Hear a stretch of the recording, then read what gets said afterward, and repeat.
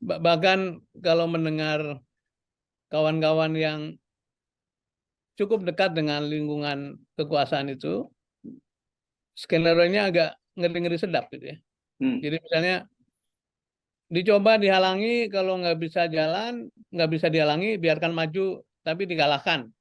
Kalau nggak bisa kalah, nanti dipersoalkan.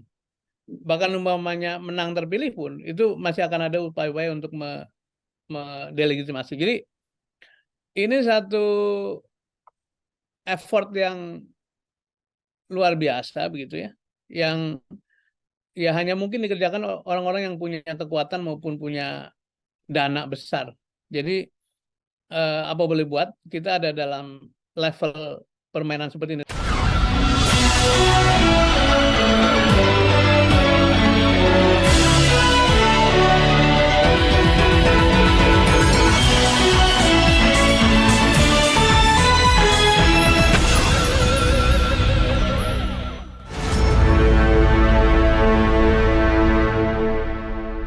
Halo, apa kabar Anda semua? Assalamualaikum warahmatullahi wabarakatuh. Apa kabar Anda semua? Semoga selalu dalam keadaan sehat walafiat. Kembali berjumpa dengan saya, Habs bin Arif, dari Forum News Network.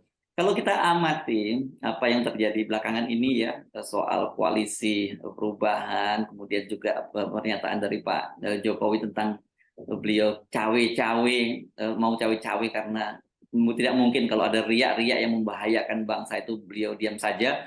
Ini saya kira menjadi sangat menarik. Dan tetapi saya juga tertarik untuk mendalami apa sebenarnya yang terjadi juga di koalisi perubahan dan persatuan setelah kok muncul ultimatum dari Andi Arief ya, politisi Demokrat, Bapilu Demokrat ini yang memberi deadline pada bulan Juni ini harus sudah ada cawapres dari Anies Baswedan. Saya akan mengajak Anda kembali berbincang dengan Sudirman Said, ini anggota tim 8 dari komisi koalisi dari tim koalisi perubahan untuk persatuan. Assalamualaikum, Chief. Waalaikumsalam, Mas Ersus. Sehat ya? Ya, alhamdulillah. Sehat selalu, Mas Ersus, luar biasa. Alhamdulillah. Jadi gimana ceritanya ini? Kenapa mesti harus ada deadline gitu? Memang ada soal yang sangat serius ya? Ya, terima kasih untuk ditanya. Dan kemarin kebetulan kami baru memberikan penjelasan pada media. Tidak ada hal yang serius dan itu dinamika yang istilahnya itu expected lah. Pasti muncul karena kan tiga koalisi ini kan, tiga partai ini partai-partai besar ukurannya. Spektrum pendapatnya pasti lebar sekali. Ada yang kepengen buru-buru, ada yang cukup sabar, ada yang strategis. Itu kita menyadari itu. Jadi bagi kami itu satu reminder bagi seluruhnya bahwa memang ada faktor waktu, kita mengerti, tapi juga ada konsiderasi lain di masing-masing sudut atau di masing-masing partai politik. Jadi kami kemarin menjelaskan kepada publik tuh kita punya pegangan panduan namanya piagam, dan piagam itu jelas sekali dinyatakan koalisi dibentuk dengan tujuan tertentu, dengan tujuan tentu saja melakukan perbaikan di dalam menggunakan kesempatan pemilu ini, kemudian memberikan mandat kepada Pak Anies sebagai calon presiden, memberi keleluasan pada beliau baik memilih pasangannya maupun nanti memilih atau memperoleh dukungan dari partai lain. Tapi juga ada klausul di mana disebutkan syarat-syarat yang harus dimiliki oleh calon pasangan. Jadi ini kita kembalikan pada relnya dan ingin dijelaskan pada masyarakat bahwa kita dalam track yang benar, dalam timing yang benar. Memang tidak ingin buru-buru, tapi juga tidak ingin terlambat. Nah, seninya adalah menyeimbangkan kepentingan dari ketiga partai yang tentu saja di sana sini akan muncul dinamika. Jadi itu yang kami jelaskan kemarin, kurang lebih. Oke, orang kan mengerenjitkan kening lah gitu ya, mengerenjitkan dahinya gitu ketika melihat itu kan ini semacam ada ultimatum lah begitu ya. Kalau tidak segera diumumkan, apakah kemudian ini jadi semacam emergency exit gitu buat Demokrat untuk check out dari koalisi perubahan persatuan? Karena Anda sendiri kan dalam beberapa kesempatan termasuk perbincangan dengan Mas Bambang Wijayanto, godaan terhadap Demokrat ini kan sangat besar, tawarannya juga sangat menarik. Nah, sementara kalau nunggu-nunggu di koalisi perubahan dan persatuan nggak segera konkret, kenapa tidak segera mengambil lain tawaran-tawaran yang lebih konkret? Saya kira godaan dan tekanan pressure tidak hanya ke Demokrat tapi ke seluruh pihak ya. Nasdem itu menurut saya berkorban sangat banyak juga karena sebetulnya kan ini tidak bermaksud membanding-bandingkan karena ada lagu yang sangat populer ojo dibanding-bandingkan kan.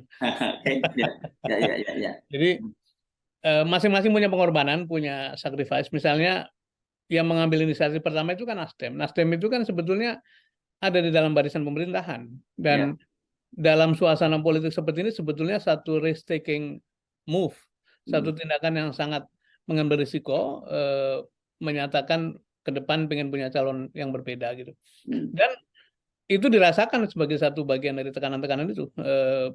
Apa namanya? Ya tentu saja kita menghormati proses hukum, tapi orang bertanya kalau saja Joni Plate itu bukan sekjen Nasdem, apakah akan ada tindakan begitu? Karena kasus-kasus begitu kan begitu banyak gitu ya. Pilihannya kenapa jatuhnya ke Nasdem misalnya gitu, tanpa bermaksud prejudis. Kemudian di media juga kita baca tuh bagaimana bisnisnya Pak Surya Paloh itu, bisnisnya Media Group itu satu persatu digangguin. Itu dijelaskan bukan rumor tapi dijelaskan oleh pihak yang kompeten gitu dan ditulis oleh media kredibel. Hari ini beredar salah satu anggota tim 8 akan diadukan ke polisi karena pelecehan seksual gitu. Jadi ini terus-menerus terjadi dan itu satu godaan tersendiri juga walaupun sifatnya negatif ya. Begitupun yang dialami oleh PKS juga godaan juga, mau diberikan ganti uang, uang pemenangan yang luar biasa besarnya, mau dijanjikan tambahan suara ekstra, mau dijanjikan segala macam. Pokoknya intinya bukan mau menang tapi supaya meninggalkan Anies lah kira-kira gitu. Begitupun Demokrat. Demokrat kita menyadari satu lembaga survei yang berafiliasi dengan media malah memberikan ilustrasi surveinya itu semua partai yang mendukung Anies itu mengalami penurunan dalam bulan-bulan ini. Padahal tidak ada peristiwa politik apapun. Jadi ini semua adalah satu bukti-bukti yang memang terasa betul usaha-usaha untuk membuat Anies ini sulit atau syukur-syukur tidak bisa maju. Dan ini menjadi perbincangan umum, menjadi rahasia umum yang barangkali terutama elit ingin diberikan pesan pada mereka ini belum tentu berangkat loh, karena itu Pak ya nggak usah terlalu optimis lah gitu. Tapi tugas kita adalah mengembalikan optimis itu bahwa kami baik-baik saja, bertiga oke-oke saja, hubungannya baik, dan saya menggunakan fikihnya Gus Dur. Gus Dur kan memberi saran kalau kita percaya pada orang ya lihat face value-nya aja. Apa yang kita dengar, yang kita lihat sehari-hari, dan itulah yang bisa kita pegang. Dan sejauh ini yang kita pegang adalah komitmen untuk tetap bersama-sama apapun yang terjadi. Ungkapan-ungkapan bahwa ini adalah satu perjuangan bersama yang harus terus dijaga kelangsungannya. Dan saya kira sejauh ini semakin hari kita makin percaya wakil-wakil yang ada dalam koalisi ini, yang ada dalam tim 8 adalah wakil yang memang kredibel dan mendapat kepercayaan penuh dari masing-masing pimpinan partainya. Saya kalau ini jadi serem juga nih kalau mendengar penjelasan Anda, karena kelihatannya kan pemerintah itu menggunakan pola stick and carrot gitu ya. Carrotnya dulu yang ditawarkan. Dalam kasus seperti Nasdem saya kira carrot dulu ya. Ketika carrot itu tidak mempan, wortelnya tidak mempan, akhirnya betul-betul stick yang diberlakukan. Nah, sementara pada Demokrat ini kalau dari cerita Anda kan itu dimulai juga the carrot juga ya, ditawari macam-macam ya, untuk mulai dari wakil presiden bahkan calon presiden, dan bisa-bisa juga dampaknya ini saya kira masih mengintai stick-nya yang harusnya diterapkan pada Demokrat. Saya kira lebih tepatnya itu simultan, stick carrot stick, simultan ya, carrot stick, dan yang dikirim multi apa namanya tuh. Kalau panah itu dari segala arah dan menggunakan banyak sekali messenger gitu ya. Jadi bagi kami nih, bagi para penggerak pejuang-pejuang di koalisi perubahan ini, ya ini seninya perjuangan barangkali. Jadi bagaimana kita terus bertahan, terus bergerak menuju pada tujuan, dan apapun yang diperoleh, apakah itu berupa tekanan, apakah itu berupa iming-iming, apakah itu berupa ajakan-ajakan, yang sebetulnya kita tahu iming-iming itu bukan dimaksudkan untuk membawa seseorang menjadi capres atau cawapres atau apa, tapi lebih pada tujuan utamanya tidak tercapai. Apa itu tujuan utamanya? Tujuan utama mereka adalah, tujuan utama dari para pihak ini adalah membuat koalisi ini tidak cukup, membuat Anies tidak bisa maju sebagai calon presiden, dan kita hanya bersandar pada kekuatan langit. Biasanya orang-orang yang didolimi itu mendapat simpati dari masyarakat. Wah, Amin, mudah-mudahan. doanya tembus langit gitu ya, Iya, tanpa iya, tanpa iya, iya. hijab gitu. Dan dulu kita belajar agama katanya doa orang teraniaya itu didengar Allah gitu, dengar Tuhan kan. Jadi Ya, ya. makin banyak penganiayaan maka doa kita makin terkabul gitu. Ya. Dan pertanyaan saya, apakah ini sekarang ini sudah berakhir ya? Itu tadi sticknya tadi itu, karena carrotnya kelihatannya udah nggak mempan gitu kan, berarti tinggal opsinya adalah stick. Jadi tongkatnya tinggal yang masih tersisa. Apakah masih terus berlangsung dan seperti apa yang nyata? Eh, Feeling saya tidak akan berhenti ya, karena kan eh, barangkali kalau dianggap sebagai katup suasana batin itu, kita tidak berhubungan apa dengan pikiran-pikiran Prof Denny ya. Maksudnya ya kita sama-sama teman, tapi beliau berpikir independen. Tapi kan dari cuitan beliau, dari postingan beliau, dari statement beliau, surat-surat terbuka itu kan rasanya apa yang ditulis oleh Prof Denny itu mewakili suasana batin sebagian besar masyarakat, karena peran intelektual itu kan seperti itu ya, untuk menjadi penyuara dari apa-apa yang tidak mampu disuarakan oleh orang kebanyakan. Dan itu juga yang kami alami lah, yang kita rasakan, dan saya tidak melihat bahwa itu akan berhenti, karena kembali tujuan utamanya adalah membuat, barangkali bukan Anies, orang seperti Anies itu untuk tidak masuk dalam gelanggang, dan itu menjadi bahan kajian juga suatu ketika. Ya, Gitu ya. Mas. Jadi yakin bahwa ini belum masih upaya itu masih akan terus terjadi. Bagaimana target utama yang sebelum target tercapai itu tidak akan berhenti, kira-kira begitu ya? Betul. Bahkan kalau mendengar kawan-kawan yang cukup dekat dengan lingkungan kekuasaan itu, skenario-nya agak ngeri-ngeri sedap gitu ya. Jadi misalnya dicoba dihalangi, kalau nggak bisa jalan, nggak bisa dihalangi, biarkan maju, tapi dikalahkan. Kalau nggak bisa kalah, nanti dipersoalkan. Bahkan umpamanya menang terpilih pun, itu masih akan ada upaya-upaya untuk mendelegitimasi. Jadi ini satu effort yang luar biasa begitu ya, yang ya hanya mungkin dikerjakan orang-orang yang punya kekuatan maupun punya dana besar. Jadi apa boleh buat, kita ada dalam level permainan seperti ini. Tapi usaha kita adalah terus meninggikan derajat permainan. Dengan cara apa ya? Kemarin saya sampaikan dalam press conference, pemilu itu seharusnya menjadi kesempatan besar bagi perbaikan situasi bernegara. Sayangnya mengalami degradasi. Degradasi dengan cara apa? Hanya dua saja tuh, balapan atau adu angka survei gitu, sama rebutan atas jalannya atau masuknya kekuasaan. Tapi kita tidak pernah mendengar tuh para pihak itu, saya sebutnya para pihak selain Anies Baswedan gitu ya, yang menyampaikan pikiran-pikiran atau ide atau program atau yang disebut sebagai visi gitu. Karena apa? Kan yang mau kita selesaikan adalah soal-soal masyarakat, soal-soal kemiskinan, soal-soal lapangan kerja, soal ketimpangan, soal hukum yang kehilangan wibawa, korupsi yang merajalela. Itu semua membutuhkan pikiran bagaimana menyelesaikannya gitu. Nah, pikiran bertemu dengan orang-orang, para pelaku, bertemu dengan kemampuan manajerial, kemampuan kepemimpinan, kemampuan berkomunikasi dengan publik, barulah bisa mengatakan ini jawabannya gitu. Tapi kalau mereka tidak pernah bertanya apa masalah rakyat, kemudian tiba-tiba muncul, yang paling tinggi elektabilitasnya adalah Heru Subono dan Sudirman Said. Terus alasannya apa? Kenapa dia paling tinggi elektabilitasnya gitu? Masa hanya direduksi sekedar sering bersama-sama pimpinan tertinggi negara, kemudian angkanya naik? Kan itu yang terus-terus diulang kan? Karena di-endorse, karena dipromosikan, karena kemana-mana nempel segala macam. Dan itu juga diungkapkan oleh kandidat. Jadi yang mesti diluruskan adalah memang niat pemilih ini untuk apa. Dan kalau itu ada barangkali hal-hal yang sifatnya dangkal-dangkal itu bisa sedikit dikurangi.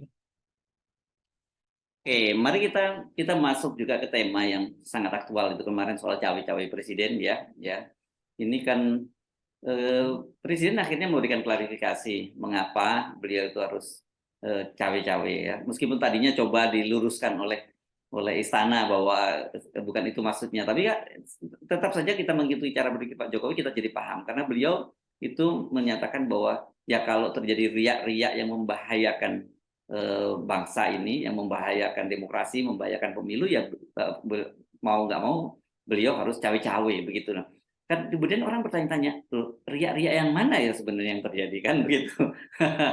Karena kalau yang terjadi saat ini kan riak-riak itu justru tensi politik kita menjadi naik karena ada keinginan untuk memperpanjang masa jabatan jadi 3 periode, atau kalau tidak menunda pemilu dan sebagainya. Nah mungkin bagi orang yang pernah juga ada dalam pemerintahan, Pak Deron punya catatan-catatan tentang riak-riak yang sebenarnya justru riak itu diciptakan oleh penguasa sendiri, atau bukan riak, menurut saya ini gelombang, dan kemudian mereka sendiri yang berselancar di atas gelombang itu. Gitu.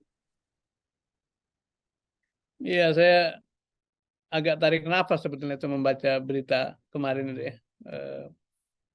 Harus cawe-cawe karena melihat ada riak-riak yang membahayakan keadaan negara kan gitu kan, kurang lebih. Dan tentu menjadi pembahasan, kita lihat di berbagai media. Salah seorang pengamat yang saya lupa siapa, tapi mulai bertanya gitu, bagaimana kalau riak-riak yang dimaksud adalah riak yang diciptakan oleh akibat perilaku pimpinan tertinggi negaranya gitu. Saya dalam hati saya masuk akal juga. Jadi saya ini mulai ngerti politik lah itu kira-kira sejak aktif di mahasiswa kan tahun 90-an. Walaupun tidak bermain politik praktis gitu. Memang baru mengalami suasana di mana sepanjang sekarang sudah memasuki tahun ke-9 ya. Sepanjang 9 tahun ini pemerintahnya Presiden Joko Widodo ini tidak pernah betul-betul tenang, adem dalam jangka waktu lama gitu ya. Mulai dari reshuffle yang ini bukan karena saya kena reshuffle. Reshuffle yang terlalu sering gitu ya. Dan tidak berpola. Dan juga caranya itu kayak orang disuarakan akan ada reshuffle. Itu kan para menteri itu kan seperti lokomotif yang gerbongnya panjang sekali. Kalau anggota kabinet setiap minggu, setiap bulan, setiap 3 bulan didera dengan isu akan ada reshuffle, sambil tidak jelas kriterianya. Kalau kriterianya jelas kan orang yang memenuhi kriteria itu tenang-tenang aja bekerja kan.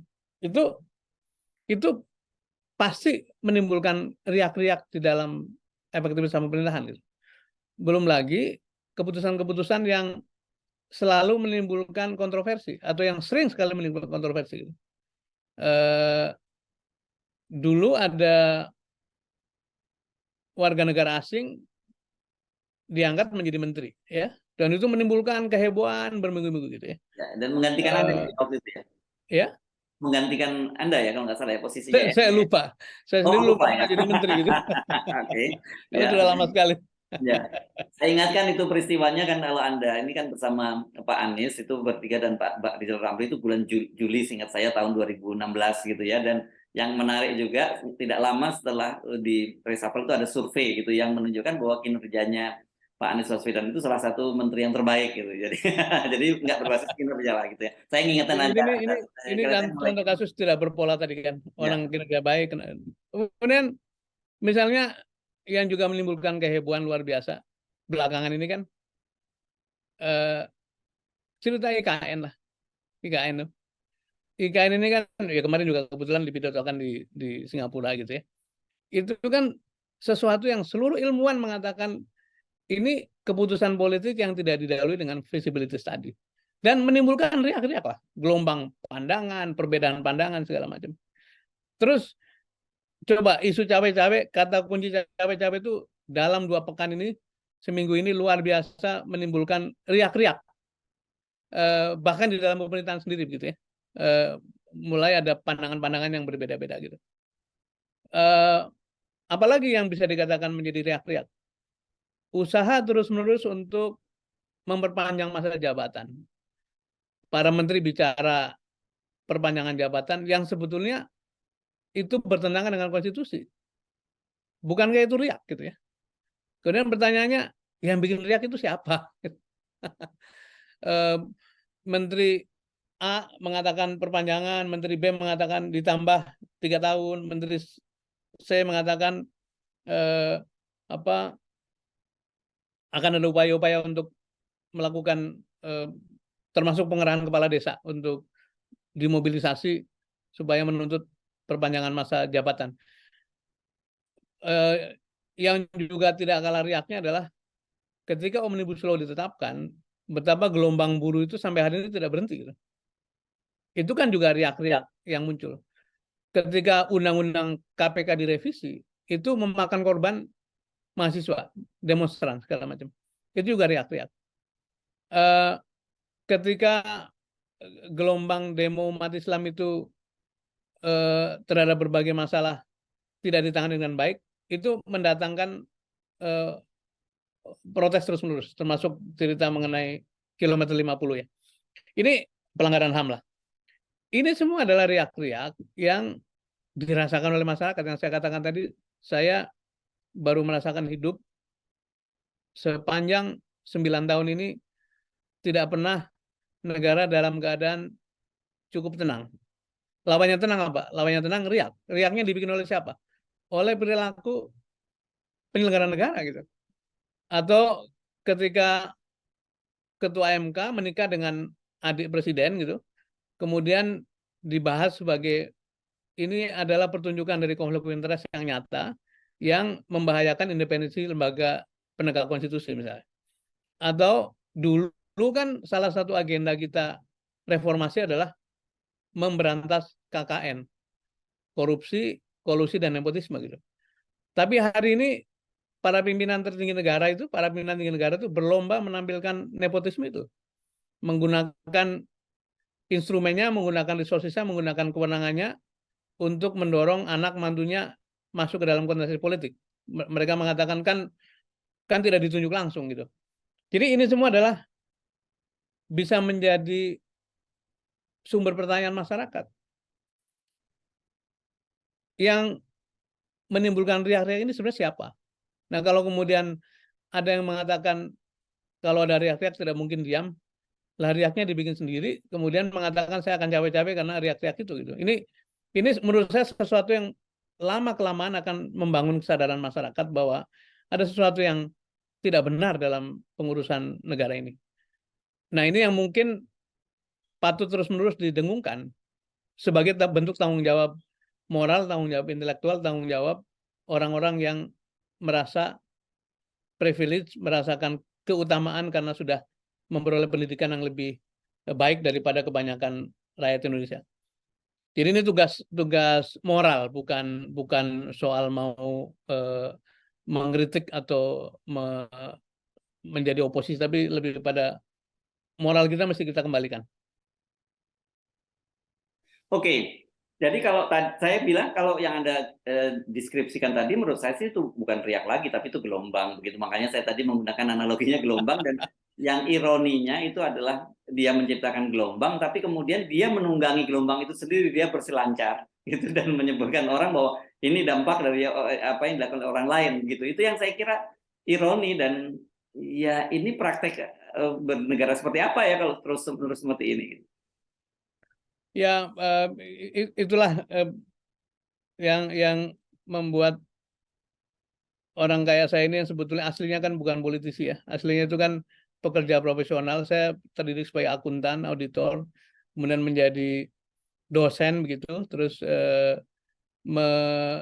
melakukan berbagai aktivitas yang sifatnya reform di berbagai tempat dan masuk ke gelanggang politik. Nah, sekarang ini sudah dalam spirit ya ini tanggung jawab kita untuk meluruskan kembali dan kembali pada momentum politik pemilu ini. Harusnya pemilu bisa dijadikan pintu masuk bagi perbaikan dan memang itulah indahnya demokrasi, karena demokrasi adalah memberi kesempatan pada pergiliran kekuasaan dan memberi kesempatan pada warga negara untuk mengevaluasi.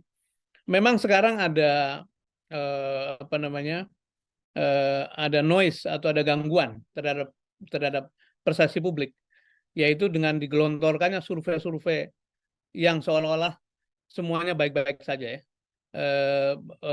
Jadi framing opini yang luar biasa dari lembaga survei yang membuat menurut saya sebagian sudah masuk kategori penyesatan gitu.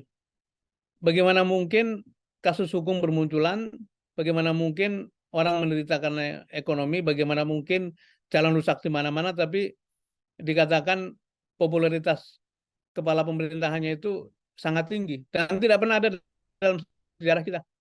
Mungkin di dunia juga nggak ada orang dengan popularitas 90%, 80% itu nggak ada. Jadi ini melawan nalar publik yang menurut saya hanya soal waktu, akhirnya orang akan menyadari bahwa ada satu cover up yang luar biasa yang biasanya itu melekat atau menjadi ciri dari satu kekuasaan yang absolut. Ditutup sana sini, orang nggak berani bicara, lingkungannya tidak berani mengingatkan. Yang ini sebenarnya satu alarm yang sangat berbahaya, alarm menuju ke bahaya yang harusnya harus ada upaya-upaya untuk mencairkan itu supaya tidak terus berlanjut. Karena kalau cover up ini terus-menerus dilakukan, menutupi keadaan sebenarnya, kemudian di lingkarannya kekuasaan tertinggi itu tidak ada yang berani mengingatkan apa yang terjadi di lapangan, itu antara pemimpin sama masyarakat yang dipimpinnya terjadi diskoneksi, terjadi ketidaknyambungan gitu. Nah, kalau tidak nyambungan menjadi satu pengerasan, maka akan terjadi crash. Ini yang tidak kita inginkan. Ya. Tapi mungkin begini ya, saya kira ini menghina akal sehat publik gitu ya. Apa yang dilakukan oleh teman-teman di lembaga survei itu juga begitu ya. Dan tapi kan tetap saja di dalam strategi komunikasi itu berlaku jargon repetisi itu. Ya. Itu akan sangat efektif atau kesalahan yang terus diulang-ulang atau kejahatan akan jadi kebenaran ya. Jadi kebenaran kan tetap itu sebenarnya yang harus kita waspadai. Iya, ada ungkapan begitu kan. Kebenaran adalah kesalahan yang diulang secara cukup gitu ya. Ya. Nah, di sini yang namanya tanggung jawab etis para intelektual. Saya melihat para pollster itu dikelola oleh orang-orang berpendidikan tinggi dengan gelar PhD, dengan gelar doktor, sekolah-sekolah terbaik di dunia. Pulang ke Indonesia menawarkan yang disebut sebagai scientific approach, pendekatan saintis, pendekatan ilmiah gitu ya. Itu jualan mereka begitu. Tetapi yang dilakukan mereka adalah memframe pandangan yang jelas-jelas diarahkan mengelabui publik gitu. Nah, kalau ibarat para pendekar itu, para warrior itu kan berlatih naik kuda, menggunakan senjata tajam, menggunakan panah. Kalau perang di prajurit di era modern menggunakan senjata paling canggih. Para pollster itu adalah orang-orang yang punya kemampuan menggunakan senjata itu. Tapi kemampuan senjata itu bukan dipakai untuk memprotek publik, melindungi kepentingan publik. Kenapa saya nuntut kepada publik? Karena mereka memperoleh otoritas pengetahuan. Mereka menjual otoritas itu pada publik gitu. Jadi ingin diakui bahwa pandangannya pandangan saintifik sebagai ilmuwan. Tapi kalau mereka berperilaku seperti ini terus-menerus, berlomba-lomba menutupi keadaan sebenarnya untuk barangkali untuk uang, untuk kepentingan bisnis semata-mata, itu sama dengan para prajurit tangguh, para warrior, para jagoan-jagoan itu yang bisa menggunakan senjata tajam, tapi digunakan untuk merampok, bukan untuk melindungi rakyat. Nah, yang dirampok oleh para surveyor adalah kebenaran itu. Keadaan lapangan yang sebenarnya ditutupi dengan metode yang dimanipulasi begitu rupa. Dan ini soal waktu saja, Mas Hersu, akan muncul ke permukaan. Misalnya sekarang sudah mulai ditanyakan, ada hubungan antara validitas data sama frekuensi atau interval dari survei ke survei. Kalau dari survei ke survei tidak teratur, itu sulit dipahami bahwa itu sebagai satu pengungkapan kebenaran. Atau ada juga yang menggunakan metodologinya itu rupanya tidak langsung survei tapi menggunakan telepon misalnya gitu. Itu mulai dibicarakan. Nah, saya ingin memberi warning lah kepada teman-teman saintis politik itu, para ilmuwan politik yang masuk ke industri politik atas nama ilmu pengetahuan, atas nama otoritas ilmiahnya. Kembalilah ke jalan yang benar, bahwa Anda punya tanggung jawab moral dan etik untuk menggunakan ilmu pengetahuanmu sebagaimana para para jagoan itu memiliki kemampuan menggunakan senjata, tapi to serve and to protect public, bukan melindungi dan melayani diri sendiri kemudian mengorbankan kepentingan rakyat. Kalau sampai terjadi crash gara-gara beda antara kenyataan dan persepsi itu, lembaga survei punya dosa sejarah yang akan terus tercatat di Republik ini. Oke, ini banyak sekali PR ya, dan kelihatannya mereka ini kemudian berkait dan berkelainan dengan kekuasaan kan gitu, karena ini jadi bagian dari justifikasi terhadap kekuasaan, baik itu soal tadi itu yang Anda sebut sebagai kepuasan publik, tapi justifikasi bahkan juga justifikasi terhadap kecurangan kan akhirnya. Ya, misalnya sekarang yang terasa itu kan menciptakan persepsi bahwa seolah-olah Bapak Joko Widodo itu memperoleh 80% approval, itu kan hasil yang sedang kita lihat adalah seolah-olah juga presiden yang di-endorse atau calon yang di-endorse oleh Pak Jokowi itu yang akan mengungguli permainan atau mengakibatkan semua orang, semua pemain politik jadi tidak rasional. Bukannya tadi menyampaikan ide-ide besarnya, menjual ide besarnya untuk menarik simpati rakyat, tapi berlomba-lomba berebut sawab atau berebut kedekatan dengan presiden gitu. Ya. Yang sebetulnya itu melawan akal sehat tadi. Loh, presidennya sudah mau selesai karena konstitusi.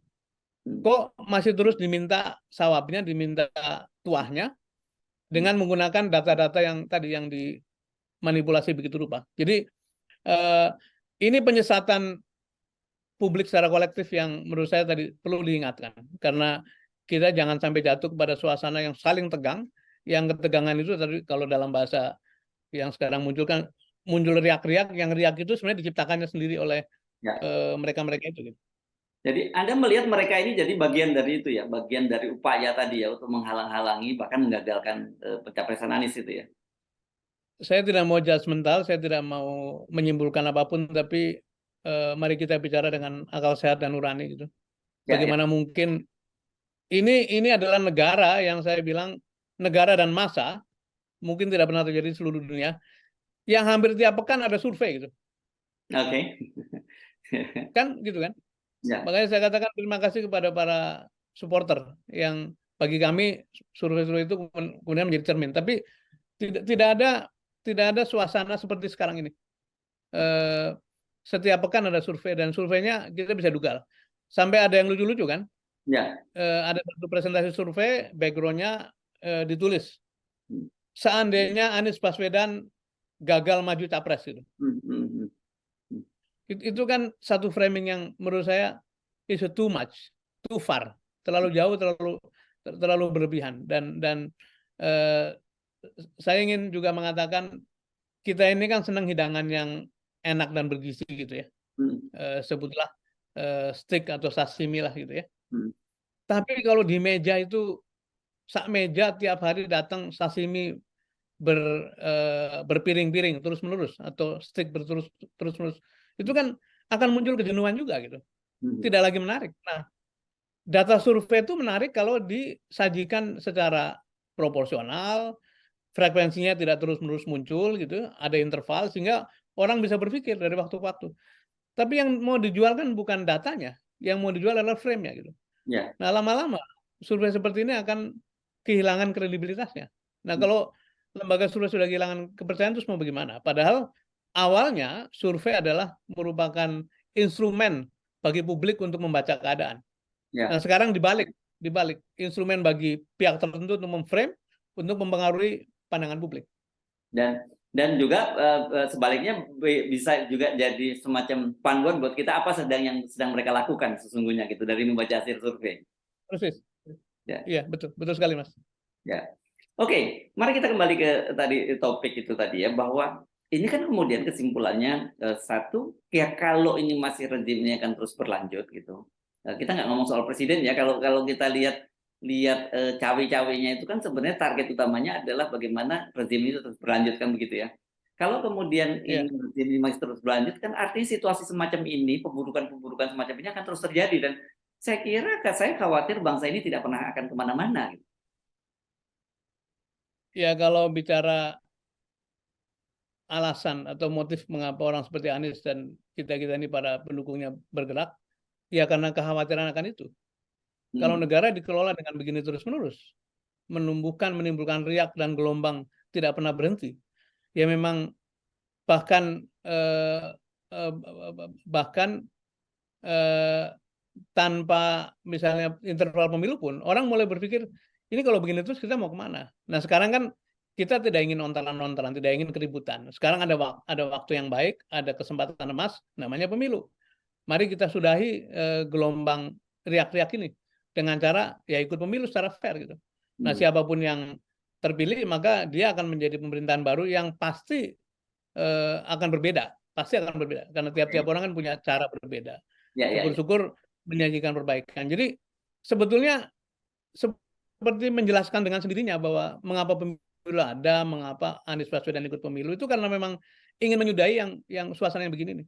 Oke. Saya kok yakin ya Mas Heru, saya yakin nih para menteri, para dirjen, para jenderal itu kan semua orang-orang berpendidikan dan punya tuh nurani.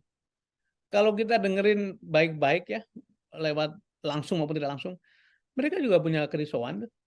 Ya, ya. Sekarang para direksi BUMN bergantian digarap oleh aparat hukum. Padahal mungkin dulu masuknya hukum karena tugas-tugas berat, titipan-titipan yang tidak masuk akal. Sekarang ini misalnya BUMN Karya itu, ini bagian dari riak juga tuh. BUMN Karya itu mengalami penderitaan utang yang besar-besar karena dipaksa untuk melakukan pekerjaan-pekerjaan yang sebetulnya bukan preferensi mereka, tapi penugasan-penugasan itu. Nah itu kan muncul satu kerisauan juga. Jadi kerisauan ini yang harus dichannelkan. Mari kita song-song ada kesempatan melakukan perbaikan. Yang membuka chapter baru lah. Dan saya berulang mengatakan keindahan demokrasi itu karena ada kesempatan untuk melakukan koreksi apabila keadaan yang ada memang sudah membutuhkan koreksi. Nah ini yang sedang kita dorong, kita perjuangkan lah. Tapi kalau dihadapinya seperti adu bola di kampung gitu ya, garis-garisan gitu, ya repot dan sayang sekali. Saya katakan tadi, pemilu jangan didegradasi, jangan didangkalkan semata-mata adu angka survei dan berebut sawab atau berebut restu dari pimpinan sekarang. Tapi mari kita adu gagasan, mari kita tawarkan yang terbaik, solusi bagi rakyat, karena rakyat memang terutama 40% terbawah itu mengalami penderitaan yang harus kita bantu. Gitu. Oke, tapi ngomong-ngomong begini, apa jaminannya bahwa hal yang sama tidak terulang lagi? Katakanlah kalau Anies Baswedan juga terpilih menjadi seorang presiden, karena saya pasti ingatkan lagi Anda, Anies Baswedan itu bagian juga dari pendukungnya Pak Joko Widodo pada awal periode dulu, dan semua orang banyak juga yang berharap, bukan hanya Anda, saya nggak mesti Anda ada guilty feeling pada Anda gitu ya, nggak perlu lah ya. Banyak orang yang melakukan hal yang sama karena melihat dulu Pak Jokowi itu adalah bagian dari itu yang diharapkan dari politisi sipil, kemudian dari yang bisa memberikan warna tersendiri. Tapi ketika dia masuk dalam kekuasaan, ternyata dia bukan bahkan mengulangi, tapi melakukan hal yang lebih buruk gitu daripada apa yang kita selama ini kritisi. Iya, kemarin saya ditanya oleh teman media juga, kenapa ya kok Pak Jokowi tidak mengendorse Anies ya? Karena Anies kan menjadi pembantu setianya ketika kampanye. Saya sebut bukan hanya jadi jurkam atau juru bicara, tapi juga menjadi menteri yang berprestasi, menjadi gubernur yang berprestasi juga, dan selama jadi gubernur sangat banyak membantu pemerintah Pak Joko Widodo juga. Terhadap pertanyaan apa jaminannya bahwa Anies tidak mengulangi kesalahan yang sama? Pertama kan dilihat track record kemarin ya, itu memberi tanda-tanda insya Allah baik lah. Yang kedua barangkali bagaimana kita orang-orang waras ini jangan lelah membantu mengelilinginya supaya saling mengingatkan. Nah, yang ketiga, namanya manusia bisa berubah. Karena itulah ada proses siklus 5 tahunan. Kalau pada tahun ketiga, keempat Anies ngaco gitu nanti, ya diganti, kita ganti. Saya mungkin yang pertama kali mengatakan Anies sudah nggak beres nih, kita ganti saja misalnya gitu ya. Nah, mekanisme itu yang dimungkinkan oleh pemilu 5 tahun sekali ini kan. Jadi kita punya jalan itu mengoreksi setiap waktu, tapi yang bisa memberikan bekal optimisme adalah bahwa Anies ini bisa menjadi pemimpin yang baik karena track record-nya, karena pandangan-pandangannya, karena visi, karena jejaringnya, karena orang-orang sekitarnya. Bahkan ada yang mengatakan kita adalah siapa di sekeliling kita gitu. Saya adalah Hersup karena dekat sama Hersup. Pikiran-pikirannya mau nggak mau saya ditulari oleh Mas Hersup juga kan. Nah, karena itu penting penting untuk menjaga surroundingnya dengan ya orang-orang yang punya pikiran, punya kejuangan, punya visi, punya dedikasi yang semata-mata untuk kepentingan publik, kepentingan rakyat begitu. Ya, kalau mengenai analogi yang di ikan kan ikan teri ya, kekumpulnya dengan ikan teri, ikan tongkol dengan ikan tongkol, kira-kira begitu ya. Oke, tapi Ada saya juga yang mengatakan burung sejenis terbang bersama kan katanya gitu kan, yes, ya. seperti itu. Nah, Ya.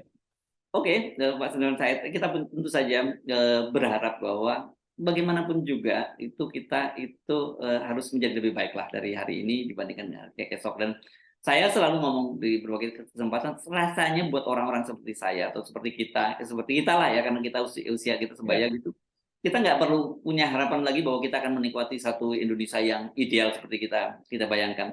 Tapi setidaknya kita ingin mulai membantu membangun pondasinya dari sekarang untuk mewariskan Indonesia yang lebih baik pada anak cucu kita nantinya gitu ya. Betul. Saya pernah ditanya waktu maju caleg, kan guyonnya selalu orang kayak ente kok maju caleg nggak salah gitu, atau maju cagup lah. Tidak berhasil memang, tapi saya mengatakan selalu di mana dan sampai hari ini saya konsisten. Kalau membenahi keadaan, mau kampung, mau kabupaten, mau negara, bangsa itu membutuhkan 10 langkah gitu ya, misalnya 10 langkah sederhananya. Ya kalau kita bisa menyumbang 1-2 bata di langkah pertama, kedua kan itu satu kebaikan juga. Jadi ini benar-benar public call. Kalau dalam bahasa luhurnya itu kita berutang banyak pada para pahlawan, kita berutang banyak pada para pendahulu kita, proklamator, Bung Karno, Bung Hatta, dan kawan-kawan para pejuang itu.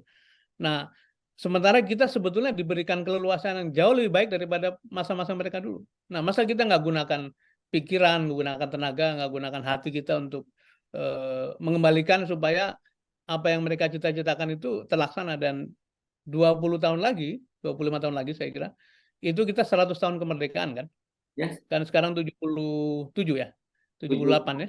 78 sekarang ya, sebentar lagi. 78. Jadi 22 tahun lagi kita akan seabad merdeka.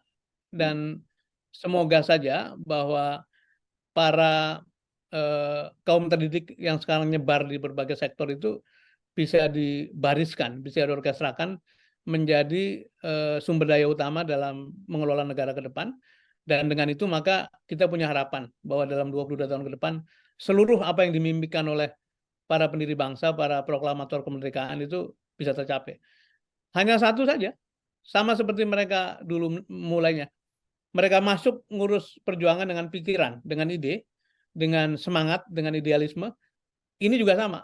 Kalau hanya semata-mata pakai tangan, kekuasaan, dan nafsu begitu, nggak akan nyampe. Dan ini memang perang, tanda kutip ya, antara the good and the bad. Dan apa boleh buat. Dan saya kira kita ingin mengundang sebanyak mungkin kaum terdidik itu masuk dalam golongan yang menjadi bagian dari perbaikan, bukan menjadi bagian dari yang ikut merusak. Oke. Demikian, Mas. Yes. Luar biasa. Jadi saya ingin nanti secara berkala, ini kita mesti ngobrol dan saya juga tentu ingin ada update-update buat apa yang terjadi di internal koalisi perubahan dan persatuan ini ya. Terima kasih Pak Sudirman Terima Said. kasih banyak, Mas Rizul. Terima kasih. Ya, Assalamualaikum warahmatullahi wabarakatuh. Waalaikumsalam warahmatullahi wabarakatuh.